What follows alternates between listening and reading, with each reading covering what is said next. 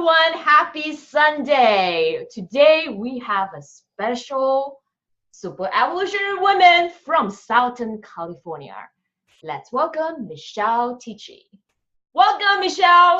Hi! Yay! I'm so happy to have you. Finally we make it. Yes. And I'm just been thinking about this topic we're going to share with people about education. It's dear to my heart. And the reason I have this YouTube channel for evolutionary women is really want to awaken and letting everyone, men or women, have the opportunity to share their gift. And I know you have something even going further, not just for women and men, but something that is also really important for the coming future, which is education for children. So tell us a little bit more about your passion in this area. Michelle, how is it started for you? How it started was a very long time ago. I've kind of been inspired to change the way that education operated probably since I was a teenager. I'm the oldest of three girls, and I watched my younger sisters, who are both very creative and very hands-on learners, both very spiritually sensitive, struggling with the dominant paradigm of education. Flash forward about a decade, and I was graduating from college, and I really started refining that passion. And I thought probably my best bet after working as a Head Start program manager was to get my PhD, because if I had the credentials, people would listen to me. And so, long story short, I've spent the last decade and a half in higher education, really trying to transform education from the inside out. I've been doing pre-service teacher training. I've been training future helping professionals from a higher education perspective. All the while, I felt very called to do bigger work and to get out there on a global scale. And very recently, I got brave and connected with Rachel and the rest of the evolutionary woman community. Oh my God, that's great. So, Michelle, I'm excited. So, tell me a little bit more about what is calling you to create in the world. Like, what is the big project here? So my big project is revolutionary. It goes well with evolutionary. I truly and honestly want to see revolutionary change in the dominant paradigm of education. Because if you all have noticed, in most of the globe, education is based on models from the 1800s and the early 1900s and the Industrial Revolution model. We are training children to be cogs in a wheel, often that doesn't even exist anymore. And beyond that, it completely devalues the emotional and spiritual wonder that children are born with. And so my challenge to the planet is that we have to realign education so that we, at the very basic level, are honoring the story and the voice and the purpose of every child on this planet. I believe at my core that if we shift that paradigm related to education and parenting and the way we relate to children, not only will we be able to shift education, but we will be able to shift the paradigm of the way we live on this planet. Wow. Small feet. That is beautiful. Yeah, I think a lot of people are looking for that. I know that I meet a couple of parents, they were talking about homeschooling, the reason they didn't like the school system, it's because they're so structured. And then it seems like the kids learn nothing when they come back. They were just like, I don't know, I don't learn anything. Or even the school was just kind of against those students that are not good at exam. Oh, you're low score, you're not qualified. It's just such a BS. It's such a BS rule, right? We should cut it out. Oh, I think you have a great mission, Michelle. So, Michelle, I'm kind of wonder, when was that turning point for you that you say, I'm ready to go for this big mission? Because a lot of people, I think, they're afraid to go further, but you say yes to it.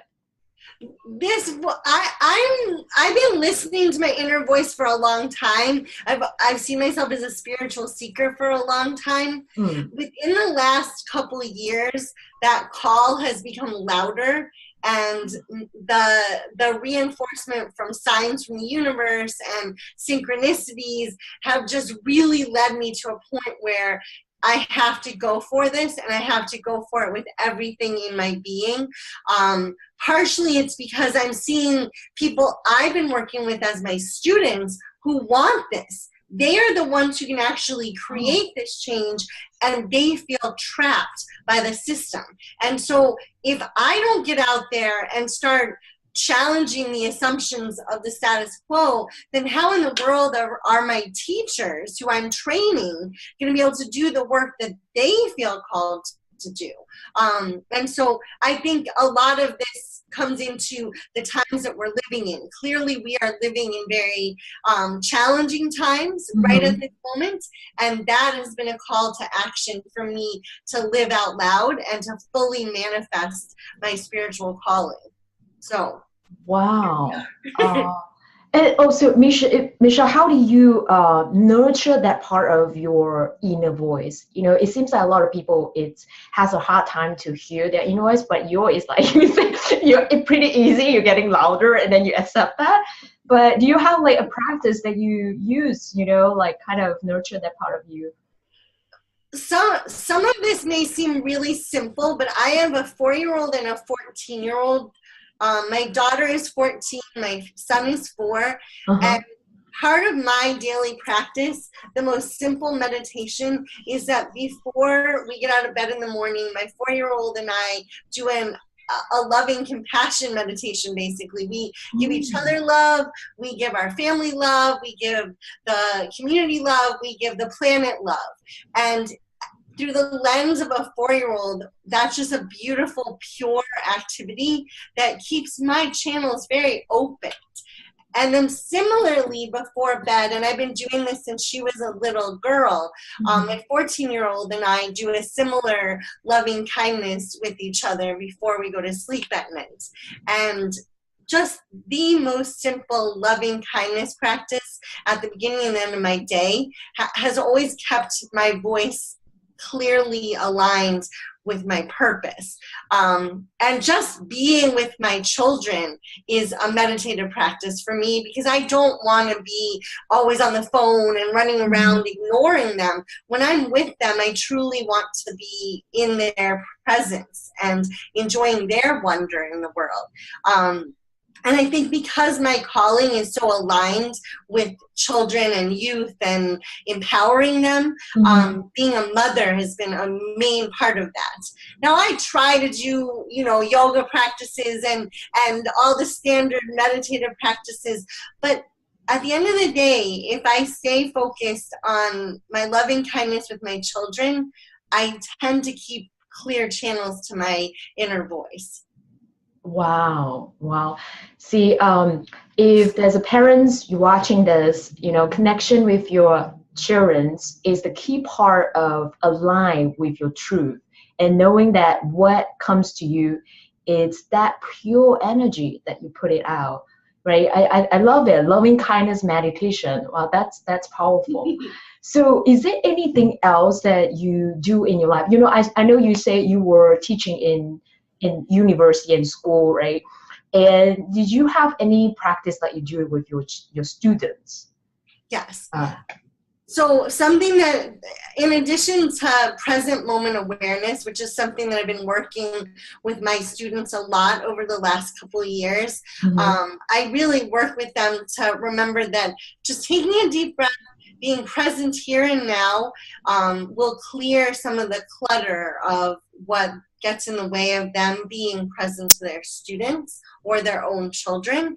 And teaching that to others is a wonderful way for me to remind myself of those practices.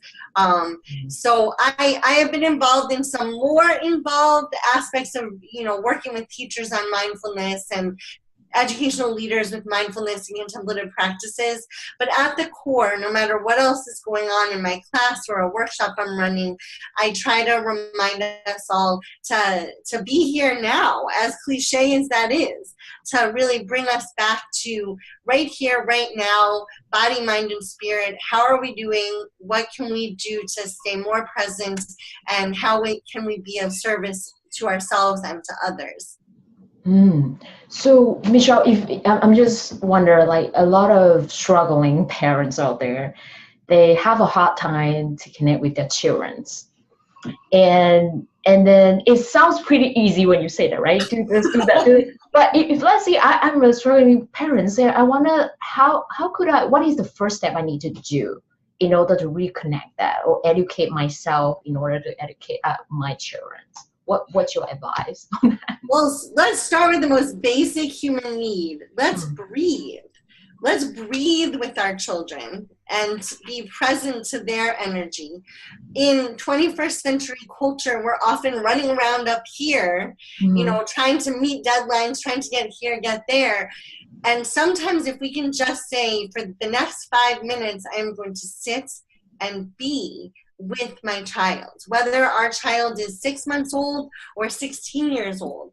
As much as they may seem like they're resisting us, if we can bring our breath down and be present with them, even for 5 minutes, we'll often find that some of the discordant energy between our children and us will calm down, and we can actually kind of see the world through their eyes rather than being caught up in what we think they should be doing or what we think needs to happen next.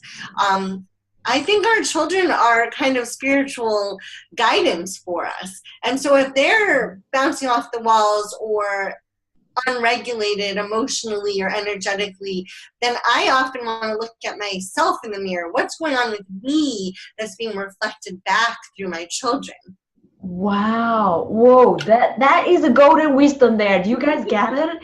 Your children is actually a reflection of your own emotion. That is so powerful. That's a great process. Yeah, so I think the first step is to breathe. Well, what about Michelle, if let's say someone, usually people tell me this, like, oh, I have a teenage kid, he or she is like 18 years old. They just don't care what I say. I asked them to do this, stay with me 5 minutes, breathe. They were like, why should I sit here and breathe with you? What's going on with you? That the way they respond to you, it's kind of like it's hurting the parents when they really want to spend time with the kids, but they just don't. So I would say with teenagers, especially if you don't already have any type of practice related to connection with them, ask them what they would be interested in doing with you for 5, 10, 15 minutes. And let them have some say, maybe even complete control over that time, at least initially. I know with my 14-year-old, sometimes she doesn't want to do what I want to do for 5 or 10 minutes. But if I say, okay, Alex, let's put 8 minutes of our time on hold, no phones, no laptops, no screens at all. What do you want to do? Sometimes she wants to show me something she did at school. Sometimes she wants to sing songs with me. Sometimes she thinks it would be cool to create something with me. And it's being open enough to say, okay, let me meet you where you're at. My 4-year-old's kind of like that sometimes too. Sometimes he wants me to build Legos with him. Sometimes he just wants to cuddle. And I have to leave room for him to have a voice when I want to spend time with him and reconnect. Wow, that's beautiful. I think you are a living soul as a parent, as an educator, and a teacher. That's why your students all love you. So, Michelle, do you already have a structure of, I know you say you're building some modality, right, to start to bring your mission out there. Do you have a structure already? Like what would be the basic structure? Do you want to share with people? Sure. So I'm starting with kind of my core passion in the way that I'm going to present it to the world is educating the whole child, which is going to get into integrative learning and wellness for all children and teenagers. And we start with the first thing you need to do, whether you are a homeschooling parent or the superintendent of the New York City public schools, is you have to know your students. So at the most basic level, when we're talking about parents, you need to know your child. Not what you think your child wants to do, not what you think they should be doing, but actually know them. What drives them? What interests them? What are they scared of? What are they excited by? These are things that whether we're dealing one-on-one with our own child or trying to help create change in a huge school district, we have to actually understand these living, breathing beings that in many ways are wiser than we are because they're still connected to their deepest purpose without all this commotion that adults often build in. So the first part of it is knowing your child or your students. The second thing is being heart-centered. And that's one way to kind of get around anything related to religiosity versus spirituality. No matter what our spiritual beliefs are, we can all connect back to our breath and our heartbeat and being heart-centered. What does it mean to connect authentically with other people? If we start by knowing them and then stay connected to our own hearts, we are going to already start transforming the way that education and parenting occur in this country, because it becomes less and less about some external test or threshold for success, and becomes much more about honoring the unique journey of every child that we are encountering.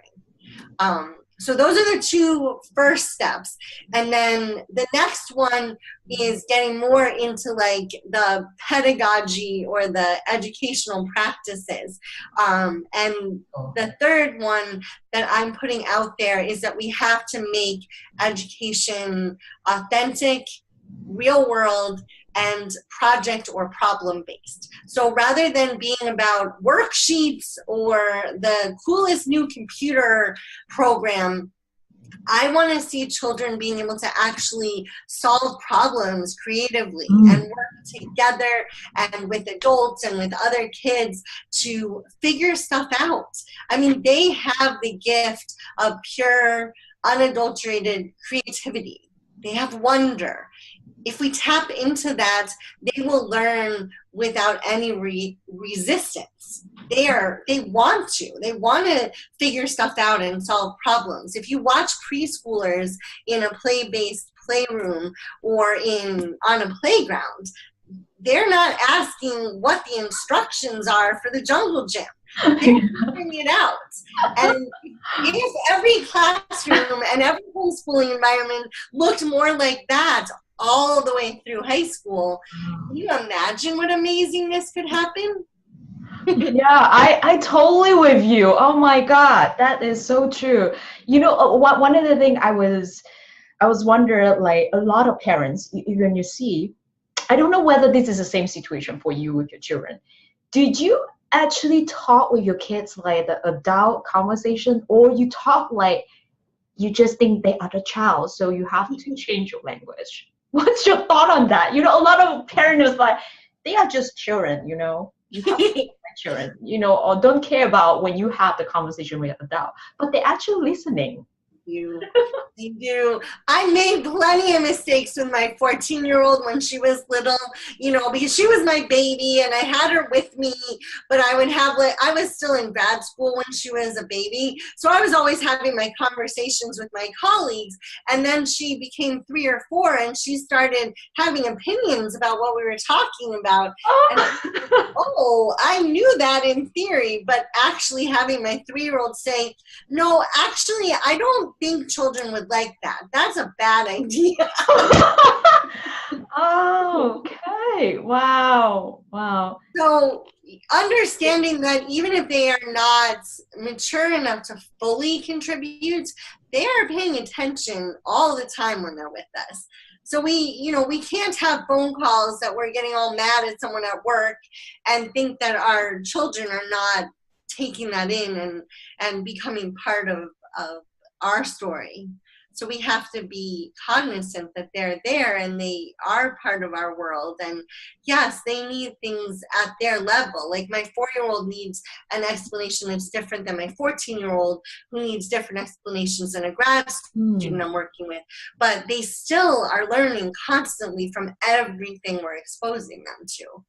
Wow, wow. Yeah, that you just nailed it. The point is, I think, to treat everyone, it doesn't matter the ages, right? The young ages, just speak like an adult with them and treat them like a human, I said. Yes. Right? Yes. Oh, wow. So Michelle, what would you say to maybe final nuggets to parents or teacher or educator out there that they really wanted to change the education system, like your passion, right? What would you say, or maybe this is something that you can collaborate with others? I'm very open to collaborating. First, I'll give kind of simple, any parent, any educator out there who wants to do this kind of work, start with knowing the children or students you're working with, like really knowing them. Okay. And second, really remember to stay heart-centered. And I'll throw one more thing in that I think everybody who interacts with children would benefit from, which is find your own daily practices. They don't have to be specific meditations or yoga practices, but something that keeps you present to yourself. Because if you are discombobulated, how can you possibly know the child, connect with the child, and honor the child when you're working with them? So find something, if it's taking a walk or taking a 5-minute breathing break or journaling, any contemplative practice that you can institute for 15 minutes, 5 to 15 minutes. Like 15 minutes might be pushing it for some people initially, but even 5 minutes can make a world of difference. And then coming back to yourself and then connecting with the children or students you're working with and remembering to stay authentically heart-centered with them, because that's going to shift the paradigm just by itself. Wow. Wow, wow, wow. Michelle, you are super evolutionary woman and create this revolution. And I'm so really honored to have you on this show and, to share this big mission, and which is a lot of people wanted to do it, but they couldn't do it because of one part I think is missing. It's reconnect with your true self. Like in order to do a big thing, I always think that you have to be aligned, right? And then find the right practice that can connect with yourself. So I had this amazing blessing of actually seeing the wonder of the world before I was even 12 years old. And all of that kind of set me up to really believe that so much was possible. And so flash forward, my parents got divorced when I was 16, and I thought, like, I wanted to die. And that was like, all of this amazing idyllic stuff that happened. And then I thought the world was going to end. And I started college, and both of my parents kind of checked out after their divorce. And that kind of set me up for a couple of years of really, really having to do soul searching and figure out what was possible. And I wouldn't say my path from college till now was a straight and narrow one. I've had moments where I've really been challenged, not just by normal life circumstances of having a baby or going through a divorce, because my ex-husband got diagnosed with schizoaffective disorder, which is like a combination of bipolar and schizophrenia, when Alexandria was 5 months old. But all of those moments have been things that made me stronger, right? They're things that they sucked, and I totally thought the world was over at those moments. But there are things that I was able to say, okay, I have to move forward because I'm being asked to by the universe, or I'm being asked to by the fact that I had a 5-month-old baby when my ex-husband had a psychotic break. And so, I mean, I know I'm wandering with this answer, but I have had kind of one of those lives where the lowest moments have been the moments that have strengthened me. They've forged me to move forward and be more true to myself. And actually, coming to California in some ways has been a challenge, because I took what I thought was my dream job, and in some ways, I really believe it was. But I got a pay cut from what I was making in Iowa. And the cost of living in Southern California was so disproportionate. Like, it's Manhattan and California are not like the rest of the country in terms of the cost of housing, the cost of gas, etc. And so I really was like, I don't know how I can sustain our family, our lifestyle, our way of living. And part of my decision to move to Florida is that no matter how amazing this job is at this university, it's not worth sacrificing being able to live the life I want to be living with my children and in the world, in order to be somewhere where there isn't a lot of support, and there aren't, like, people are so busy, they're working multiple jobs to keep themselves afloat. And on top of all that, the icing on the cake, the last 2 years, my mom got diagnosed with breast cancer in the fall. And so I want to be closer to her. And that's one of those challenges where you have to dig deep. And like, I will regret it forever if I'm not there while she's aging, especially if she's sick or injured. So that was a long answer, but That's huge. It's I believe, you know, everyone have a story behind before they turn into what I call, I think they call it like a satori moment. It's like it gradually kind of every breakdown that you have in life, right? It's actually bring you to the other side, which is you seeing the lights, and you've been through that. Yes. So you totally understand, you know, how the paradigm have to shift in order for yourself to evolve into a new edge, right? Like you saying that for us to evolve, we really have to start with children, start with yourself, you know, get through that and use the best practice to really get yourself back. Absolutely. Yeah. Wow. So, I think it's really cool. Parents, educator, teacher, or whoever you're out there, you know, you are really passionate in education and you want to really change the world. I think you have to start with yourself. And then you can connect with Michelle. So Michelle, if someone want to like collaborate with you or they want to find out about your project, where can they find you? All right, it's